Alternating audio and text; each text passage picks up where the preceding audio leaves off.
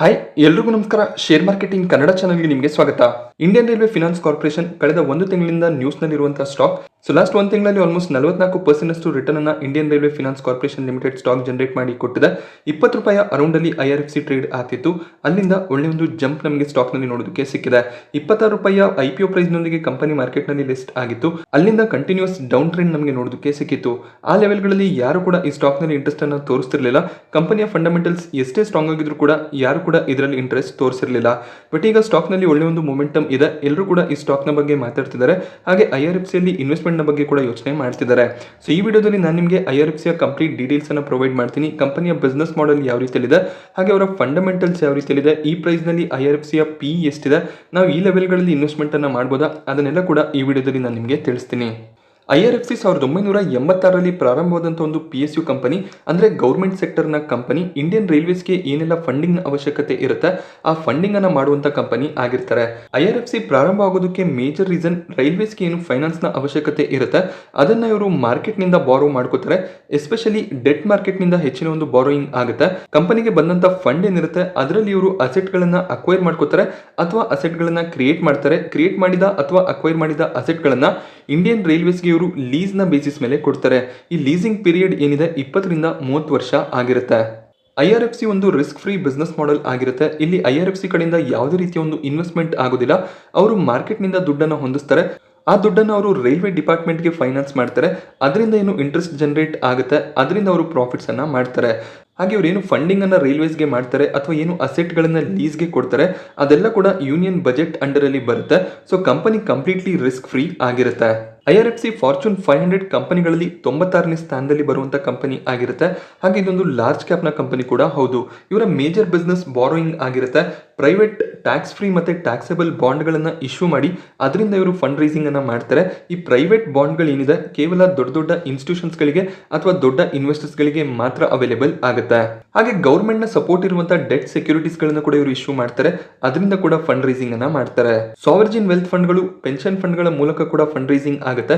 Long term ನಲ್ಲಿ ಯಾರೆಲ್ಲ investment ಅನ್ನ ಮಾಡಬೇಕು ಅಂತ ಇರ್ತಾರೆ ಅವರು ಸಾವರ್ಜಿನ್ ವೆಲ್ತ್ ಫಂಡ್ ಮತ್ತೆ ಪೆನ್ಷನ್ ಫಂಡ್ ಅಲ್ಲಿ ಇನ್ವೆಸ್ಟ್ಮೆಂಟ್ ಅನ್ನ ಮಾಡ್ತಾರೆ. ಹಾಗೆ ಮೀಡಿಯಂ ಟರ್ಮ್ ನಲ್ಲೂ ಕೂಡ ಇವರು ಫಂಡ್ ರೈಸಿಂಗ್ ಅನ್ನ ಮಾಡ್ತಾರೆ.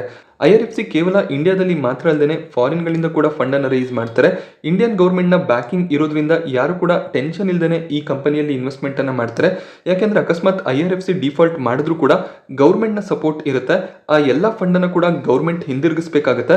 ಆ ಒಂದು ರೀಸನ್ ಇಂದ ಸೇಫ್ಟಿ ಹೆಚ್ಚಾಗಿರುತ್ತೆ. ಸೊ AAA ರೇಟಿಂಗ್ ಇರುವಂತ ಫಂಡ್ ಆಗಿರೋದ್ರಿಂದ ತುಂಬಾ ಜನ ಈ ಬಾಂಡ್ ಗಳಲ್ಲಿ ಸೆಕ್ಯೂರಿಟಿಗಳಲ್ಲಿ ಇನ್ವೆಸ್ಟ್ಮೆಂಟ್ ಅನ್ನ ಮಾಡ್ತಾರೆ. ಯಾಕೆಂದ್ರೆ ಹೆಚ್ಚಿನ ಒಂದು ಇಂಟ್ರೆಸ್ಟ್ ಕೂಡ ಅವರಿಗೆ ಸಿಗುತ್ತೆ. IRFC ಯಾವಾಗೆಲ್ಲ ಬಾಂಡ್ ಮತ್ತೆ ಸೆಕ್ಯೂರಿಟೀಸ್ ಅನ್ನ ಇಶ್ಯೂ ಮಾಡ್ತಾರೆ ಅದು ತುಂಬಾನೇ ಬೇಗ ಸಬ್ಸ್ಕ್ರೈಬ್ ಆಗುತ್ತೆ. ಸೊ ಇಲ್ಲಿವರೆಗೂ IRFC 2,22,000 ಕೋಟಿಯಷ್ಟು ಫಂಡ್ ಅನ್ನ ರೈಲ್ವೇಸ್ಗೆ ಮಾಡಿದೆ. ಹಾಗೆ IRFC 74,000 ಪ್ಯಾಸೆಂಜರ್ ಕೋಚ್ ಗಳನ್ನ ಲೀಸ್ ನ ಬೇಸಿಸ್ ಮೇಲೆ ಇಂಡಿಯನ್ ರೈಲ್ವೇಸ್ಗೆ ಅಸೈನ್ ಮಾಡಿದ್ದಾರೆ. ಹಾಗೆ ಇದೊಂದು ನೆಟ್ ಝೀರೋ NPA ಹೊಂದಿರುವಂತಹ ಕಂಪನಿ. ಯಾವುದೇ ರೀತಿಯ ಬ್ಯಾಡ್ ಲೋನ್ಸ್ ಇಲ್ಲ. ಯಾಕೆಂದ್ರೆ ಇವರು ಲೋನ್ಸ್ ಗಳನ್ನ ರೈಲ್ವೆ ಕಂಪನಿಗೆ ಪ್ರೊವೈಡ್ ಮಾಡ್ತಾರೆ. ಅದು ಕಂಪ್ಲೀಟ್ಲಿ ಗವರ್ಮೆಂಟ್ ಬ್ಯಾಕ್ಡ್ ಎಂಟಿಟಿ ಆಗಿರೋದ್ರಿಂದ ಯಾವುದೇ ರೀತಿಯ ಲೋನ್ ಡಿಫಾಲ್ಟ್ ಆಗೋದಿಲ್ಲ. ಸೊ ಕಂಪ್ಲೀಟ್ಲಿ ಒಂದು ಸೇಫ್ ಬಿಸ್ನೆಸ್ ಆಗಿರುತ್ತೆ. ಸೊ ಇವ್ರೇನು ಫಂಡ್ ಅನ್ನ ರೈಸ್ ಮಾಡಿರ್ತಾರೆ ಅದರಿಂದ ಇವರು ರೈಲ್ವೆ ಅಸೆಟ್ ಗಳನ್ನ ಕ್ರಿಯೇಟ್ ಮಾಡ್ತಾರೆ ಅಥವಾ ಅದನ್ನ ಅಕ್ವೈರ್ ಮಾಡ್ಕೋತಾರೆ. ಅದನ್ನ ಇಂಡಿಯನ್ ರೈಲ್ವೇಸ್ಗೆ 20 ರಿಂದ 30 ವರ್ಷಕ್ಕೆ ಲೀಸ್ ನ ಮೇಲೆ ಇವರು ಕೊಡ್ತಾರೆ. 20 ರಿಂದ 30 ವರ್ಷದ ಲೀಸಿಂಗ್ ಪೀರಿಯಡ್ ಎಂಡ್ ಆದ್ಮೇಲೆ ಆ ಅಸೆಟ್ ಗಳು ಡೆಪ್ರಿಕೇಟ್ ಆಗುತ್ತೆ. ಆ ಡೆಪ್ರಿಕೇಟ್ ಆಗಿರುವಂತಹ ಅಸೆಟ್ ಗಳನ್ನ IRFC ಮಿನಿಸ್ಟ್ರಿ ಆಫ್ ರೈಲ್ವೇಸ್ಗೆ ಹ್ಯಾಂಡ್ ಓವರ್ ಮಾಡ್ತಾರೆ. ಸೊ ಆ ಒಂದು ಡೆಪ್ರಿಕೇಟೆಡ್ ಅಸೆಟ್ಗೂ ಕೂಡ ಮಿನಿಸ್ಟ್ರಿ ಆಫ್ ರೈಲ್ವೇಸ್ ಅವರಿಗೆ ಫಂಡ್ ಅನ್ನ ಕೊಡ್ತಾರೆ. ಅಂದ್ರೆ ಒಂದು ನಾಮಿನಲ್ ಪ್ರೈಸ್ ಸೆಟ್ ಆಗುತ್ತೆ. ಆ ಪ್ರೈಸ್ ಕೂಡ IRFC ಗೆ ಸಿಗುತ್ತೆ. ಸೊ ಲೀಸಿಂಗ್ ಪೀರಿಯಡ್ ನಲ್ಲಿ ಅವ್ರಿಗೆ ಏನು ಪ್ರಿನ್ಸಿಪಲ್ ಅಮೌಂಟ್ ಸಿಕ್ಕಿತ್ತು ಅದರ ಜೊತೆಯಲ್ಲಿ ಇಂಟ್ರೆಸ್ಟ್ ಏನಿತ್ತು 20 ರಿಂದ 30 ವರ್ಷಕ್ಕೆ ಅವ್ರು ಏನು ಲೀಸಿಂಗ್ ಅನ್ನ ಕೊಟ್ಟಿರ್ತಾರೆ ಆ ಪೀರಿಯಡ್ ನಲ್ಲಿ ಇಂಟ್ರೆಸ್ಟ್ ಕೂಡ ಜನರೇಟ್ ಆಗ್ತಾ ಇರುತ್ತೆ. ಅದೆಲ್ಲ ಕೂಡ IRFC ಯ ರೆವೆನ್ಯೂ ಆಗಿರುತ್ತೆ. ಹಾಗೇನೆ ಅಸೆಟ್ ಗಳಿಂದ ಡೆಪ್ರಿಕೇಟ್ ಆಗುತ್ತೆ. ಆ ಅಸೆಟ್ ಗಳ ಮೇಲೆ ಅವರಿಗೆ ಟ್ಯಾಕ್ಸ್ ಎಕ್ಸೆಂಪ್ಷನ್ಸ್ ಕೂಡ ಸಿಗುತ್ತೆ. ಅದು ಕೂಡ IRFC ಗೆ ಒಂದು ಅಡ್ವಾಂಟೇಜ್ ಆಗುತ್ತೆ. ಬಾರೋಯಿಂಗ್ ಆಯ್ತು, ಲೀಸಿಂಗ್ ಆಯ್ತು. ನೆಕ್ಸ್ಟ್ ಫೇಸ್ ಏನು ಅಂದ್ರೆ ಇವರೇನು ಬಾಂಡ್ ಗಳನ್ನ ಇಶ್ಯೂ ಮಾಡಿರ್ತಾರೆ. ಸೊ ಆ ಬಾಂಡ್ ಗಳನ್ನ ಇಶ್ಯೂ ಮಾಡಿ ಇವರೇನು ಫಂಡ್ ಅನ್ನ ಜನರೇಟ್ ಮಾಡಿರ್ತಾರೆ ಆ ಫಂಡ್ ಅನ್ನ ಇನ್ವೆಸ್ಟರ್ಸ್ ಗಳಿಗೆ ಹಿಂದಿರುಗಿಸಬೇಕಾಗಿರುತ್ತೆ. ಸೊ ಆ ರೀತಿಯಲ್ಲಿ ಹಿಂದಿರುಗಿಸಬೇಕಾದ್ರೆ ಪ್ರಿನ್ಸಿಪಲ್ ರೀಪೇಮೆಂಟ್ ಮಾಡಬೇಕಾಗುತ್ತೆ. ಅಂದ್ರೆ ಯಾರೆಲ್ಲ ಇನ್ವೆಸ್ಟ್ಮೆಂಟ್ ಅನ್ನ ಮಾಡಿರ್ತಾರೆ ಅವರ ಟೋಟಲ್ ಅಮೌಂಟ್ ಅನ್ನ ಇವರು ರೀಪೇ ಮಾಡಬೇಕು. ಅದರ ಜೊತೆಯಲ್ಲಿ ಇಂಟ್ರೆಸ್ಟ್ ಅನ್ನ ಕೂಡ ರೀಪೇ ಮಾಡಬೇಕಾಗುತ್ತೆ. ಇಂಟ್ರೆಸ್ಟ್ ಯೂಶಲಿ 1 ವರ್ಷಕ್ಕೊಮ್ಮೆ ಅಥವಾ ಕ್ವಾರ್ಟರ್ಲಿ ಬೇಸಿಸ್ ಮೇಲೆ ರೀಪೇ ಆಗ್ತಾನೆ ಇರುತ್ತೆ. ಬಟ್ ಫೈನಲ್ ಆಗಿ ಬಾಂಡ್ಸ್ ಮೆಚೂರ್ ಆದಾಗ ಇವರು ಪ್ರಿನ್ಸಿಪಲ್ ಅಮೌಂಟ್ ಅನ್ನ ರೀಪೇ ಮಾಡಬೇಕಾಗುತ್ತೆ. ಈ ರೀತಿಯಲ್ಲಿ ಅವ್ರು ಏನು ಬಾರೋ ಮಾಡ್ಕೊಂಡಿರ್ತಾರೆ ಆ ಟೋಟಲ್ ಪ್ರಿನ್ಸಿಪಲ್ ಮತ್ತೆ ಇಂಟ್ರೆಸ್ಟ್ ರೀಪೇಮೆಂಟ್ ಮಾಡಿದ್ಮೇಲೆ ಏನು ಅಮೌಂಟ್ ಮಿಕ್ಕುತ್ತೆ ಅದು IRFC ಯ ಪ್ರಾಫಿಟ್ ಆಗಿರುತ್ತೆ. ಸೊ IRFC ಈ ಬಿಸ್ನೆಸ್ ನಲ್ಲಿ ಯಾವುದೇ ರೀತಿಯ ಇನ್ವೆಸ್ಟ್ಮೆಂಟ್ ಅನ್ನ ಮಾಡೋದಿಲ್ಲ. ಅವರು ಫಂಡ್ ರೈಸ್ ಮಾಡ್ತಾರೆ ಗೌರ್ಮೆಂಟ್ ನ ಹೆಸರಿನಲ್ಲಿ. ಸೊ ಅದನ್ನ ಇಂಡಿಯನ್ ರೈಲ್ವೇಸ್ ನ ಅಸೆಟ್ ಬೈ ಮಾಡ್ಕೊಳ್ಳೋದಕ್ಕೆ ಯೂಸ್ ಮಾಡ್ಕೋತಾರೆ. ಹಾಗೆ ಇಂಡಿಯನ್ ರೈಲ್ವೇಸ್ಗೂ ಕೂಡ ಇವರು ಫಂಡಿಂಗ್ ಅನ್ನ ಮಾಡೋದ್ರಿಂದ ಅದರಿಂದ ಕೂಡ ಇವರು ಇಂಟ್ರೆಸ್ಟ್ ಜನರೇಟ್ ಮಾಡ್ಕೋತಾರೆ. ಹಾಗೇನೆ ಅವ್ರು ಏನು ಲೋನ್ ಅನ್ನ ಬಾರೋ ಮಾಡ್ಕೊಂಡಿದ್ರು ಅದನ್ನ ರೀಪೇ ಮಾಡಿ ಅದರಿಂದ ಏನು ಅಮೌಂಟ್ ಬರುತ್ತೆ ಅದು IRFC ಯ ಪ್ರಾಫಿಟ್ ಆಗುತ್ತೆ. ಸೊ ಇಲ್ಲಿ ಯಾವುದೇ ಒಂದು ಇನ್ವೆಸ್ಟ್ಮೆಂಟ್ ಇಲ್ದೇನೆ IRFC ಪ್ರಾಫಿಟ್ ಅನ್ನ ಮಾಡ್ತಿದೆ. ಹಾಗೆ ಇವರ ಪ್ರಾಫಿಟ್ಸ್ ಏನಿದೆ ಇಯರ್ ಆನ್ ಇಯರ್ ಇನ್ಕ್ರೀಸ್ ಕೂಡ ಆಗ್ತಾ ಇದೆ. ಸೊ ಇದಿಷ್ಟು IRFC ಯ ಕಂಪ್ಲೀಟ್ ಬಿಸ್ನೆಸ್ ಮಾಡೆಲ್ ಆಗಿತ್ತು. ಸೊ ಯಾವುದೇ ಒಂದು ರಿಸ್ಕ್ ಇಲ್ಲದೇನೆ IRFC ತಮ್ಮ ಬಿಸ್ನೆಸ್ ಅನ್ನ ಮಾಡ್ತಿದ್ದಾರೆ. ಹಾಗೆ ಒಳ್ಳೆ ಒಂದು ಗ್ರೋತ್ ಪ್ರಾಸ್ಪೆಕ್ಟಿವ್ ಇರುವಂತಹ ಕಂಪನಿ ಕೂಡ ಆಗಿರುತ್ತೆ. ಯಾಕೆಂದ್ರೆ ಇಂಡಿಯನ್ ರೈಲ್ವೇಸ್ ಮುಂದಿನ ದಿನಗಳಲ್ಲಿ ಇನ್ನಷ್ಟು ಸ್ಟೇಬಲ್ ಆಗುತ್ತೆ. ಇನ್ನಷ್ಟು ಕನ್ಸ್ಟ್ರಕ್ಷನ್ ಆಕ್ಟಿವಿಟೀಸ್ ಆಗಿರ್ಬೋದು, ಹೊಸ ಟ್ರೈನ್ಗಳಾಗಿರ್ಬೋದು ಎಲ್ಲ ಕೂಡ ಲಾಂಚ್ ಆಗುತ್ತೆ. ಸೊ ಅದರಿಂದ IRFC ತಮ್ಮ ಬಿಸ್ನೆಸ್ ಅನ್ನ ಇನ್ನಷ್ಟು ಇಂಪ್ರೂವ್ ಮಾಡ್ಕೋಬಹುದು. ಸೊ ಓವರ್ ಆಲ್ ಒಳ್ಳೆ ಒಂದು ಬಿಸ್ನೆಸ್ ಮಾಡೆಲ್ ಹೊಂದಿರುವಂತಹ ಕಂಪನಿ IRFC ಆಗಿರ್ತಾರೆ. ಬಟ್ ಇಲ್ಲಿ ನಾವು ಫಂಡಮೆಂಟಲ್ಸ್ ಅನ್ನ ಕೂಡ ಅಬ್ಸರ್ವ್ ಮಾಡಬೇಕು. ಹಾಗೆ ಗ್ರೋತ್ ಪ್ರಾಸ್ಪೆಕ್ಟಿವ್ಸ್ ಯಾವ ರೀತಿಯಲ್ಲಿ ಇರುತ್ತೆ PSU ಸೆಕ್ಟರ್ ನಲ್ಲಿ ಅದನ್ನು ಕೂಡ ಅರ್ಥ ಮಾಡ್ಕೋಬೇಕಾಗುತ್ತೆ. IRFC ಒಂದು ಲಾರ್ಜ್ ಕ್ಯಾಪ್ ನ ಕಂಪನಿ, 45,000 ಕೋಟಿ ಮಾರ್ಕೆಟ್ ಕ್ಯಾಪ್ ಹೊಂದಿರುವಂತಹ ಕಂಪನಿ, 7ರ PE ಟ್ರೇಡ್ ಆಗ್ತಿದೆ. 15.84% ನ ROE ಅನ್ನ ಕಂಪನಿ ಜನರೇಟ್ ಮಾಡಿ ಕೊಟ್ಟಿದೆ. ಈಗ 34 ರೂಪಾಯಿ 50 ಪೈಸೆ ಹತ್ರ IRFC ಟ್ರೇಡ್ ಆಗ್ತಿದೆ. ಮ್ಯಾಕ್ಸಿಮಮ್ ಚಾರ್ಟ್ ಪ್ಯಾಟರ್ನ್ ನಾವು ಅಬ್ಸರ್ವ್ ಮಾಡಿದಾಗ 26ರ ಪ್ರೈಸ್ ನಲ್ಲಿ ಕಂಪನಿ IPO ಪ್ರೈಸ್ ಅನ್ನ ಸೆಟ್ ಮಾಡಿದ್ರು. ಸೊ ಆ IPO ಪ್ರೈಸ್ ನ ಮೇಲ್ಗಡೆ IRFC ಕಳೆದ 2 ವರ್ಷಗಳಿಂದ ಟ್ರೇಡ್ ಮಾಡಿರಲಿಲ್ಲ. ಕಳೆದ 1 ತಿಂಗಳಲ್ಲಿ IRFC ಶೇರ್ ಗಳಲ್ಲಿ ಒಳ್ಳೆ ಒಂದು ಜಂಪ್ ನಮಗೆ ನೋಡೋದಕ್ಕೆ ಸಿಗ್ತಿದೆ. ಸೊ ಈ ಒಂದು ರ್ಯಾಲಿಗೆ ಒಂದು ಮೇಜರ್ ರೀಸನ್ ಮುಂದಿನ ಬಜೆಟ್ ಅಂದ್ರೆ 2024ರ ಫೈನಾನ್ಷಿಯಲ್ ಇಯರ್ ನ ಬಜೆಟ್ ನಲ್ಲಿ ಗವರ್ಮೆಂಟ್ ನ ಕಡೆಯಿಂದ ರೈಲ್ವೆ ಇನ್ಫ್ರಾಗೆ ತುಂಬಾನೇ ಅನೌನ್ಸ್ಮೆಂಟ್ ಬರ್ಬೋದು ಅನ್ನೋದು ಕೂಡ ಒಂದು ರೀಸನ್ ಆಗಿರುತ್ತೆ. ಸೊ ರೈಲ್ವೆ ಇನ್ಫ್ರಾ ಪ್ರಾಜೆಕ್ಟ್ ಗಳಿಗೆ ಹೆಚ್ಚಿನ ಒಂದು ಫಿನಾನ್ಸ್ ಅನ್ನ ಮಾಡುವಂತಹ ಕಂಪನಿ IRFC ಆಗಿರೋದ್ರಿಂದ ಈ ಸ್ಟಾಕ್ ಪ್ರೈಸ್ ನಲ್ಲಿ ಒಳ್ಳೆ ಒಂದು ಜಂಪ್ ನಮಗೆ ನೋಡೋದಕ್ಕೆ ಸಿಗ್ತದೆ. ಹಾಗೆ ಈ ಒಂದು ವ್ಯಾಲ್ಯೂಯೇಷನ್ ಅಲ್ಲೂ ಕೂಡ ಕಂಪನಿ ಅಷ್ಟೊಂದು ಎಕ್ಸ್ಪೆನ್ಸಿವ್ ಆಗಿಲ್ಲ. ಈಗಲೂ ಕೂಡ 7ರ PE ಅಲ್ಲಿ IRFC ಟ್ರೇಡ್ ಆಗ್ತಿದೆ. ಗವರ್ಮೆಂಟ್ ಸೆಕ್ಟರ್ ನ ಕಂಪನಿಗಳು ಕಡಿಮೆ PE ಅಲ್ಲಿ ಟ್ರೇಡ್ ಆಗುತ್ತೆ. ಹಾಗೆ ಇಲ್ಲಿ ನಾವು ಇವರ ಬಿಸ್ನೆಸ್ ಅನ್ನ ಬೇರೆ ಬಿಸ್ನೆಸ್ ನ ಜೊತೆಯಲ್ಲಿ ಕಂಪೇರ್ ಮಾಡೋದಕ್ಕೂ ಕೂಡ ಸಾಧ್ಯ ಆಗೋದಿಲ್ಲ. ಇದೊಂದು NBFC ಕಂಪನಿ ಆಗಿದ್ರು ಕೂಡ ಈ ರೀತಿಯಲ್ಲಿ ಫೈನಾನ್ಸ್ ಮಾಡುವಂತ ಯಾವುದೇ ಬೇರೆ ಕಂಪನಿ ನಮಗೆ ನೋಡೋದಕ್ಕೆ ಸಿಗೋದಿಲ್ಲ. ಆದ್ರಿಂದ ಇದೊಂದು ಮೊನೋಪೋಲಿ ಬಿಸ್ನೆಸ್ ಕೂಡ ಆಗಿರುತ್ತೆ. 19 ರೂಪಾಯಿ 30 ಪೈಸೆಯ 52 ವೀಕ್ ಲೋ ನಮಗೆ ನೋಡೋದಕ್ಕೆ ಸಿಗುತ್ತೆ.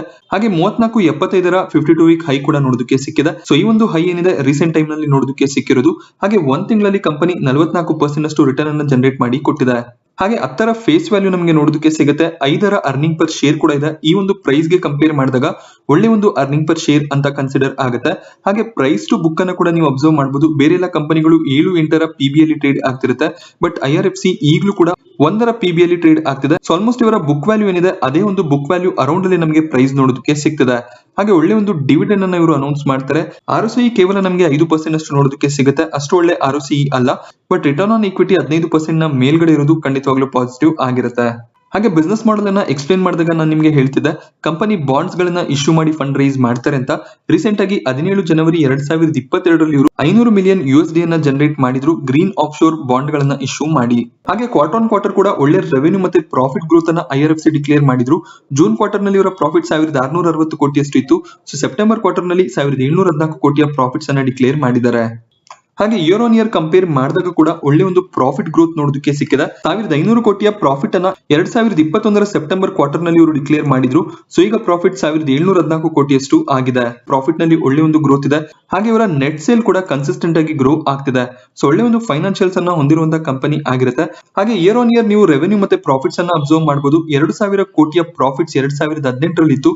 ಸೊ ಈಗ ಒಂದು ವರ್ಷದಲ್ಲಿ ಇವರು ಆಲ್ಮೋಸ್ಟ್ 6000ರಿಂದ 7000 ಕೋಟಿಯ ಪ್ರಾಫಿಟ್ಸ್ ಅನ್ನ ಡಿಕ್ಲೇರ್ ಮಾಡ್ತಿದ್ದಾರೆ. ಸೊ ಪ್ರಾಫಿಟ್ಸ್ ಮತ್ತೆ revenues year on year consistent ಆಗಿ ಇನ್ಕ್ರೀಸ್ ಆಗ್ತಾ ಇದೆ. ಹಾಗೆ ಬ್ಯಾಲೆನ್ಸ್ ಶೀಟ್ ಅನ್ನು ಅಬ್ಸರ್ವ್ ಮಾಡಿದಾಗ ಇವರ ಅಸೆಟ್ ನಲ್ಲೂ ಕೂಡ ಒಳ್ಳೆ ಒಂದು ಗ್ರೋತ್ ನಮಗೆ ನೋಡೋದಕ್ಕೆ ಸಿಗ್ತದೆ. ಅಸೆಟ್ಸ್ ಕೂಡ ಇಯರ್ ಆನ್ ಇಯರ್ ಕನ್ಸಿಸ್ಟೆಂಟ್ ಆಗಿ ಇನ್ಕ್ರೀಸ್ ಆಗ್ತಿದೆ. ಹಾಗೆ ROE ಅನ್ನ ಗಮನಿಸಿದಾಗ ROE ಕನ್ಸಿಸ್ಟೆಂಟ್ ಆಗಿ 2019ರಿಂದ ಗ್ರೋ ಆಗ್ತಿದೆ. 15.84% ನ ROE 2022ರ ಫೈನಾನ್ಷಿಯಲ್ ಇಯರ್ ಅಲ್ಲಿ ನೋಡೋದಕ್ಕೆ ಸಿಕ್ಕಿದೆ. ಬಟ್ ಇವರ ರಿಟರ್ನ್ ಆನ್ ಕ್ಯಾಪಿಟಲ್ ಎಂಪ್ಲಾಯ್ಡ್ ಸ್ವಲ್ಪ ಮಟ್ಟಿಗೆ ಡಿಕ್ರೀಸ್ ಆಗಿದೆ. ಅದೊಂದು ಸ್ವಲ್ಪ ಕನ್ಸರ್ನಿಂಗ್ ಸೈನ್ ಆಗಿರುತ್ತೆ. ಬಟ್ ಇವರ ರಿಟರ್ನ್ ಆನ್ ಅಸೆಟ್ ಮತ್ತೆ ರಿಟರ್ನ್ ಆನ್ ಈಕ್ವಿಟಿ ತುಂಬಾ ಚೆನ್ನಾಗಿ ಇಂಪ್ರೂವ್ ಆಗ್ತಿರೋದು ಪಾಸಿಟಿವ್ ಆಗಿರುತ್ತೆ. ಹಾಗೆ ಇವರ ನೆಟ್ ಪ್ರಾಫಿಟ್ ಮಾರ್ಜಿನ್ ಅನ್ನ ಕೂಡ ನೀವು ಅಬ್ಸರ್ವ್ ಮಾಡಬಹುದು. ನೆಟ್ ಪ್ರಾಫಿಟ್ ಮಾರ್ಜಿನ್ ಕೂಡ ಕನ್ಸಿಸ್ಟೆಂಟ್ ಆಗಿ ಇಯರ್ ಆನ್ ಇಯರ್ ಇನ್ಕ್ರೀಸ್ ಆಗಿದೆ.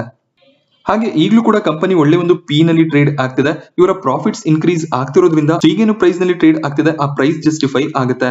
ಹಾಗೆ ಎಬಿಟಾ ಮಾರ್ಜಿನ್ಸ್ ಕೂಡ ಕನ್ಸಿಸ್ಟೆಂಟ್ ಆಗಿ ಇನ್ಕ್ರೀಸ್ ಆಗ್ತಿರೋದು ಕಾಣಿಸ್ತಿದೆ. ಪ್ರೈಸ್ ಟು ಬುಕ್ ಅನ್ನ ಕೂಡ ನೀವು ಅಬ್ಸರ್ವ್ ಮಾಡಬಹುದು. ಫೈನಾನ್ಷಿಯಲ್ ಸ್ಟಾಕ್ ಗಳಲ್ಲಿ ಡೆಪ್ ಟು ಈಕ್ವಿಟಿ ರೇಷಿಯೋ ತುಂಬಾನೇ ಜಾಸ್ತಿ ಕಾಣಿಸುತ್ತೆ. ಯಾಕೆಂದ್ರೆ ಅವರು ತಮ್ಮ ಫಂಡ್ಸ್ ಅನ್ನ ಲೆಂಡ್ ಮಾಡಿ ಅದರಿಂದ ಬಿಸ್ನೆಸ್ ಅನ್ನ ಮಾಡ್ತಾರೆ. ಸೊ ನಮಗೆ ಯೂಶಲಿ ಡೆಟ್ ಜಾಸ್ತಿನೇ ಕಾಣಿಸುತ್ತೆ. 9.47% ನ ಡೆಟ್ ಟು ಇಕ್ವಿಟಿ ರೇಷಿಯೋ ಇದೆ. ಸೊ ಫೈನಾನ್ಷಿಯಲ್ ಸ್ಟಾಕ್ ಅನ್ನ ನಾವು ಟ್ರ್ಯಾಕ್ ಮಾಡುವಾಗ ಡೆಟ್ ಟು ಇಕ್ವಿಟಿಯನ್ನ ಚೆಕ್ ಮಾಡಬಾರ್ದಾಗುತ್ತೆ. ಶೇರ್ ಹೋಲ್ಡಿಂಗ್ ಗೆ ಬಂದಾಗ ಪ್ರಮೋಟರ್ ಹೋಲ್ಡಿಂಗ್ ನಮಗೆ 86% ಅಷ್ಟು ನೋಡೋದಕ್ಕೆ ಸಿಗುತ್ತೆ. ಸೆಬಿಯ ರೂಲ್ ನ ಪ್ರಕಾರ ಒಂದು ಕಂಪನಿ ಮಾರ್ಕೆಟ್ ನಲ್ಲಿ ಲಿಸ್ಟ್ ಆದ್ಮೇಲೆ 3 ವರ್ಷದ ಒಳಗಾಗಿ ಪ್ರಮೋಟರ್ ಹೋಲ್ಡಿಂಗ್ ಏನಿದೆ 75% ಗೆ ಬರಬೇಕಾಗುತ್ತೆ. ಸೊ ಗೌರ್ಮೆಂಟ್ ಇಲ್ಲಿ ತಮ್ಮ ಸ್ಟೇಕ್ ಅನ್ನ ಕಡಿಮೆ ಮಾಡೋದಕ್ಕೆ FPO ನ ತರಬೇಕಾಗುತ್ತೆ. ಸೊ FPO ಅನೌನ್ಸ್ ಆದಾಗ ಮಾರ್ಕೆಟ್ ನಲ್ಲಿ ಏನ್ ಪ್ರೈಸ್ ನಡೀತಿದೆ ಅದಕ್ಕಿಂತ ಕಡಿಮೆ ಪ್ರೈಸ್ ನಲ್ಲಿ FPO ಬರುತ್ತೆ. 2021 ಜನವರಿನಲ್ಲಿ IRFC ಮಾರ್ಕೆಟ್ ನಲ್ಲಿ ಲಿಸ್ಟ್ ಆಗಿತ್ತು. 2024 ಜನವರಿ ಒಳಗೆ FPO ಬರುವಂತ ಸಾಧ್ಯತೆಗಳು ಇರುತ್ತೆ. ಸೊ ಗೌರ್ಮೆಂಟ್ ಇನ್ನು 11% ಅಷ್ಟು ಸ್ಟೇಕ್ ಅನ್ನ ಕಡಿಮೆ ಮಾಡಬೇಕಾಗಿದೆ. ಸೊ ಖಂಡಿತವಾಗ್ಲೂ ಅವರು FPO ನ ತರಬೇಕಾಗುತ್ತೆ. ಹಾಗೆ IPO ಬಂದಾಗಿಂದ ಪ್ರಮೋಟರ್ ಹೋಲ್ಡಿಂಗ್ ಕನ್ಸಿಸ್ಟೆಂಟ್ ಆಗಿದೆ. ಹಾಗೆ ಈ ಕ್ವಾರ್ಟರ್ ನಲ್ಲಿ ಪಬ್ಲಿಕ್ ಹೋಲ್ಡಿಂಗ್ ಸ್ವಲ್ಪ ಕಡಿಮೆ ಆಗ್ತಿರೋದು ಕಾಣಿಸ್ತಿದೆ. ಸೊ ಹೆಚ್ಚಿನ ಒಂದು FII ಹೋಲ್ಡಿಂಗ್ ಕೂಡ ನಮಗೆ ನೋಡೋದಕ್ಕೆ ಸಿಗೋದಿಲ್ಲ. 1% ಅಷ್ಟು FII ಹೋಲ್ಡಿಂಗ್ ಇದೆ. ಹಾಗೆ DIS ಕೂಡ ಆಲ್ಮೋಸ್ಟ್ 3% ಅಷ್ಟು ಹೋಲ್ಡಿಂಗ್ ಅನ್ನ ಈ ಒಂದು ಸ್ಟಾಕ್ ನಲ್ಲಿ ಹೊಂದಿದ್ದಾರೆ. ಸೊ ಆಲ್ರೆಡಿ ನಾನು ಹೇಳಿದ ರೀತಿಯಲ್ಲಿ ಯಾವುದೇ ರೀತಿಯ ಒಂದು ಕಾಂಪಿಟೇಟರ್ಸ್ ನಮಗೆ ನೋಡೋದಕ್ಕೆ ಸಿಗೋದಿಲ್ಲ. ಸೊ ಇದೊಂದು ಮೊನೋಪೋಲಿ ಬಿಸ್ನೆಸ್ ಆಗಿರುತ್ತೆ. ಹಾಗೆ ನೀವು 5 ವರ್ಷದ ಕಂಪ್ಲೀಟ್ ಫ್ಯಾಕ್ಟ್ ಶೀಟ್ ಅನ್ನ ಇಲ್ಲಿ ಚೆಕ್ ಮಾಡ್ಕೋಬಹುದಾಗುತ್ತೆ. ನೀವು ಯಾವುದೇ ಒಂದು ಕಂಪನಿಯ ಕಂಪ್ಲೀಟ್ ಫ್ಯಾಕ್ಟ್ ಶೀಟ್ ಅನ್ನ ಟ್ರೇಡ್ ಬ್ರೈನ್ಸ್ ಪೋರ್ಟಲ್ ನಲ್ಲಿ ಚೆಕ್ ಮಾಡ್ಕೋಬಹುದಾಗುತ್ತೆ. ಇದರ ಲಿಂಕ್ ಅನ್ನ ನಾನು ಡಿಸ್ಕ್ರಿಪ್ಷನ್ ಬಾಕ್ಸ್ ಅಲ್ಲಿ ಕೊಟ್ಟಿರ್ತೀನಿ. ಸೊ ಅಲ್ಲಿಂದ ನೀವು ವೆಬ್ಸೈಟ್ ಅನ್ನ ಆಕ್ಸೆಸ್ ಮಾಡಬಹುದು. ಹಾಗೆ ಇವರ ಆಪ್ ಕೂಡ ಅವೈಲೇಬಲ್ ಇದೆ. ಆಪ್ ಅನ್ನ ಡೌನ್ಲೋಡ್ ಮಾಡ್ಕೊಂಡು ಕೂಡ ಕಂಪ್ಲೀಟ್ ಫಂಡಮೆಂಟಲ್ ಅನಾಲಿಸಿಸ್ ಅನ್ನ ಮಾಡಬಹುದಾಗುತ್ತೆ. ಕನ್ಕ್ಲೂಡ್ ಮಾಡೋದಾದ್ರೆ IRFC ಒಂದು ಫಂಡಮೆಂಟಲಿ ಸ್ಟ್ರಾಂಗ್ ಆಗಿರುವಂತಹ ಕಂಪನಿ ಆಗಿರುತ್ತೆ. ಹಾಗೆ ಒಂದು ಮೊನೋಪೋಲಿ ಬಿಸ್ನೆಸ್ ಕೂಡ ಹೌದು. ಟೆಕ್ನಿಕಲಿ ಸ್ಟಾಕ್ ತುಂಬಾನೇ ಸ್ಟ್ರಾಂಗ್ ಆಗಿದೆ. ಬಟ್ ಇಲ್ಲಿ 2 ಪ್ರಾಬ್ಲಮ್ಸ್ ನಮಗೆ ನೋಡೋದಕ್ಕೆ ಸಿಗುತ್ತೆ. ಮೊದಲನೇದು IRFC ಒಂದು PSU ಸೆಕ್ಟರ್ ನ ಸ್ಟಾಕ್ ಆಗಿರೋದ್ರಿಂದ ಅಷ್ಟು ಒಳ್ಳೆ ಗ್ರೋತ್ ನ ಎಕ್ಸ್ಪೆಕ್ಟೇಷನ್ ಇರೋದಿಲ್ಲ. ಕನ್ಸಿಸ್ಟೆಂಟ್ ಆಗಿ ಡಿವಿಡೆಂಡ್ ಅನ್ನು ಏನೋ ಪೇ ಮಾಡ್ತಾರೆ. ಬಟ್ PSU ಸೆಕ್ಟರ್ ನ ಸ್ಟಾಕ್ ಗಳು ಅಷ್ಟು ಚೆನ್ನಾಗಿ ಗ್ರೋ ಆಗೋದಿಲ್ಲ. ಅದು ಮೊದಲನೇ ಕನ್ಸರ್ನ್ ಆಗಿರುತ್ತೆ. ಹಾಗೆ ಸಡನ್ ಆಗಿ ನಮಗೆ ಶೇರ್ ಪ್ರೈಸ್ ನಲ್ಲಿ ಒಂದು ಜಂಪ್ ನೋಡೋದಕ್ಕೆ ಸಿಕ್ಕಿದೆ. ಬಜೆಟ್ ನಲ್ಲಿ ರೈಲ್ವೆ ಇನ್ಫ್ರಾಗೆ ಒಳ್ಳೆ ಒಂದು ಅಲೋಕೇಶನ್ ಸಿಗಬಹುದು ಅನ್ನೋ ಒಂದು ಎಕ್ಸ್ಪೆಕ್ಟೇಷನ್ ಕೂಡ ಆಗಿರುತ್ತೆ. ಫೆಬ್ರವರಿ 1ಕ್ಕೆ ಬಜೆಟ್ ಇರುತ್ತೆ. ಅದರಲ್ಲಿ ರೈಲ್ವೆಗೆ ಎಷ್ಟು ಅಲೋಕೇಶನ್ಸ್ ಆಗುತ್ತೆ ಅದು ಕೂಡ ಇಂಪಾರ್ಟೆಂಟ್ ಆಗುತ್ತೆ. ಹಾಗೆ ಸದ್ಯದಲ್ಲೇ ಗೌರ್ಮೆಂಟ್ FPO ಕೂಡ ತರ್ತಾರೆ. FPO ಯಾವ ಒಂದು ಪ್ರೈಸ್ ಅಲ್ಲಿ ಬರುತ್ತೆ ಅದು ಕೂಡ ತುಂಬಾನೇ ಇಂಪಾರ್ಟೆಂಟ್ ಆಗುತ್ತೆ. ಸೊ ಈ ಲೆವೆಲ್ಗಳಲ್ಲಿ ಅಂದ್ರೆ 34-35 ಪ್ರೈಸ್ ನಲ್ಲಿ ನೀವು ಬೈ ಮಾಡ್ತಿದ್ದೀರಾ ಅಂದ್ರೆ ಇಲ್ಲಿಂದ ಏನಾದ್ರೂ ಕರೆಕ್ಷನ್ ಬಂದು IRFC 30 ಕೆಳಗಡೆ ಹೋದ್ರೆ ಅಲ್ಲೂ ಕೂಡ ನೀವು ಆಡ್ ಮಾಡ್ಕೋಬೇಕಾಗುತ್ತೆ. ಸೊ ಆ ರೀತಿಯಲ್ಲಿ ಆಡ್ ಮಾಡ್ತೀರಾ ಅಂದಾಗ ಹೈಯರ್ ಲೆವೆಲ್ಗಳಲ್ಲಿ ಬೈಂಗ್ ಅನ್ನ ಮಾಡ್ತಾ ಹೋಗಬಹುದಾಗುತ್ತೆ. ಹಾಗೆ ಸ್ವಲ್ಪ ಅಮೌಂಟ್ ಅನ್ನ ಮಾತ್ರ ಹೈಯರ್ ಲೆವೆಲ್ಗಳಲ್ಲಿ ಇನ್ವೆಸ್ಟ್ ಮಾಡೋದು ಒಳ್ಳೇದು. ಅದಾದ್ಮೇಲೆ ನಿಮಗೆ ಕರೆಕ್ಷನ್ ಸಿಕ್ಕಿದಾಗ ಇನ್ನಷ್ಟು ಅಮೌಂಟ್ ಅನ್ನ ಆಡ್ ಮಾಡ್ಕೋಬಹುದಾಗುತ್ತೆ. ಹಾಗೆ ಯಾರೆಲ್ಲ IPO ಟೈಮ್ ನಿಂದ ಹೋಲ್ಡ್ ಮಾಡ್ತಿದ್ದೀರಾ ಲಾಂಗ್ ಟರ್ಮ್ ಗೆ ಒಳ್ಳೆ ಒಂದು ಸ್ಟಾಕ್ ಆಗುತ್ತೆ. ಖಂಡಿತವಾಗ್ಲೂ ಕಂಟಿನ್ಯೂ ಮಾಡಬಹುದು. IRFC ಬಗ್ಗೆ ನಾನು ನಿಮಗೆ ಕೊಟ್ಟಂತ ಮಾಹಿತಿ ಇಷ್ಟ ಆದರೆ ವಿಡಿಯೋನ ಲೈಕ್ ಮಾಡಿ. ಹಾಗೆ ಇದೇ ರೀತಿಯ ಮಾರ್ಕೆಟ್ ಅಪ್ಡೇಟ್ಸ್ಗಳಿಗೋಸ್ಕರ ಚಾನಲ್ನ ಸಬ್ಸ್ಕ್ರೈಬ್ ಮಾಡ್ಕೊಳ್ಳಿ. Thank you friends.